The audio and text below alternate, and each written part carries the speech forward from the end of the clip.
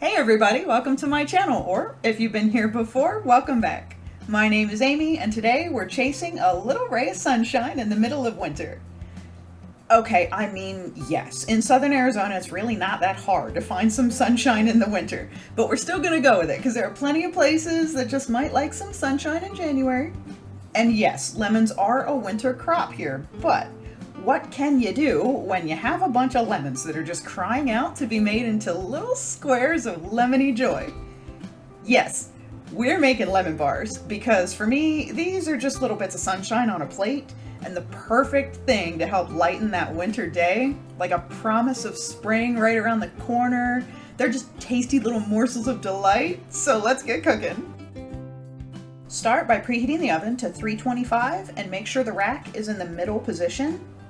Next, line a 9x13 baking dish with some parchment paper. Now my parchment paper, it didn't want to sit flat, so I cut the sides to make them fold over. Now my paper can sit in the dish without bunching up, and the shortbread crust will be easier to flatten out to an even thickness, and it won't have weird crinkled edges. Now let's make our crust. The first thing we need is 1 cup of melted butter, which is 2 sticks.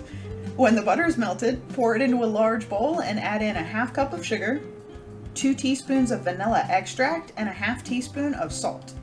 Mix these together till they're well combined and the sugar is melted into the butter.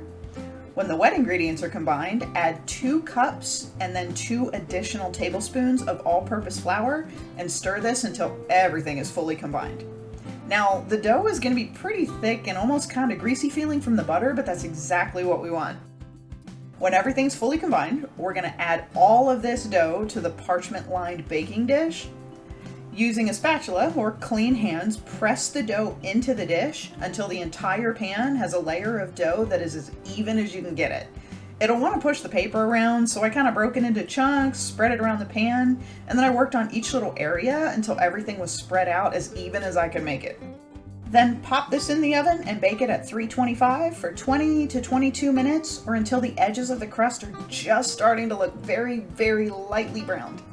I stuck with this pretty closely so I didn't overcook the crust because we really don't want this crust to be fully cooked on this first round. It's got to bake again when we add the lemon filling. Speaking of, let's get our lemon filling made while the crust is par baking.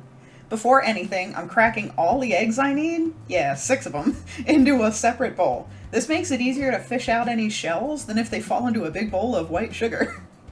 Next, grab a large bowl and sift in 2 cups of sugar and 6 tablespoons of flour. Sifting these breaks up any clumps and they're going to mix more evenly with the lemon juice, especially the flour. Now add in the 6 eggs and whisk those together until the mixture is nice and smooth and the sugar has melted into the eggs. Last, add 1 whole cup of lemon juice and whisk that in until everything is fully combined. This could be the juice of between 4 to 8 lemons, depending on the size of the lemons you start with, and I would recommend using fresh squeezed if you can, because fresh lemon juice just has a much brighter and a more fresh flavor, but it'll still taste fabulous with bottled lemon juice, so if that's what you're able to get, that's perfectly fine to use bottled juice. However, if you do still end up with any clumps of flour in this, make sure to break them up before moving on so you don't end up with a lumpy lemon filling. When the crust is finished with its first bake, pull it out of the oven and poke it with a fork. But don't poke the crust the whole way through. Just very lightly poke some shallow holes in the top of the crust. This helps the lemon filling to stick, and it also helps to hold the crust in place when these are finished. We don't want our lemon bars to separate or for the filling to just kind of slide right off the crust when we try to cut these. Pour all of that bright yellow lemon mixture into the baking dish then on top of that warm crust, and then this goes back into the oven for another 20 to 26 minutes or until that center is just barely set and it doesn't jiggle anymore when you tap the side. I babysat this closely as well because lemon bars can get a weird brown crust on top of them if they stay in the oven too long. They can also dry out or even taste almost eggy. So keep a close eye, and as soon as that top is set, pull these out of the oven. When they're done baking, now these get to cool forever. This needs to be completely 100% cool before you try to take anything out of the pan, because at this point, the crust is not strong enough to stay in one piece and support the weight of the filling. Let this sit at room temperature for an hour or even 2, and then pop it in the fridge for at least the same amount of time. For me, I make these a day ahead of time and let them chill in the fridge overnight, and that works perfectly. So I'll see you tomorrow. Hello from tomorrow. And look at this lovely chilled lemon slab. Now we can gently lift this out of the pan, but if you have anything sticking, especially at the corners, gently separate the parchment from the dish first and then lift the whole slab out of the pan when everything is loose. Gently remove the parchment from the bottom of the lemon slab, making sure not to break that crust, and that may take a minute because these are sticky. Now sprinkle this whole thing very, very liberally with powdered sugar. Or if you don't want the sugar, you can also just cut them up plain and serve them with some whipped cream, which would also be really delicious. And you can cut these into whatever size you want.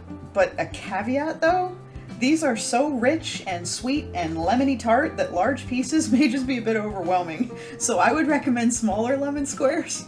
We can always go back for seconds or thirds if we want to, right? I cut mine into 24 squares and those were a great size. 1 was enough, 2 was delightfully decadent, and 3 started making me feel like I was being just a little too naughty for my own good. So yeah, whatever size you want. These will stay good in the fridge for about a week, or you can wrap and freeze them for a few months. If you want to freeze them though, don't bother with the sugar dusting at first, just cut them up, lay them on a baking sheet separately and freeze them for about an hour, and then wrap them in plastic wrap, put them in a big old gallon freezer bag, and back into the freezer till you want one. Unwrap one, thaw it out on a plate, dust it with some sugar, and you have lemon bars on demand, which is awesome. I love these bars. They are sweet like a lemon bar should be, but they're also nice and tart with a really good lemon forward flavor. They aren't just sugar with a little lemon, more like lemon with a little sugar to keep them from being too tart. And the shortbread is a proper vehicle for the filling. It's nice and buttery, but it complements that silky lemon filling without overpowering it. These are just beautiful classic lemon bars, and they truly are just a little burst of sunshine in the middle of winter.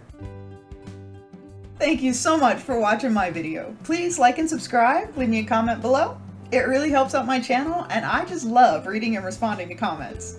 Stay tuned on Wednesdays for delicious recipes inspired by popular movies, TV shows, books, video games, anything really. Currently, we're making food inspired by Outlander, the TV show and the books. I just love that series. I am so excited for the final season starting in March. I mean, I'm sad it's ending, but I'm excited because I want to know the end. I hope you have a wonderful week, and I'll see you back here next Sunday for another cozy home-cooked meal that is perfect for keeping warm in winter. Bye!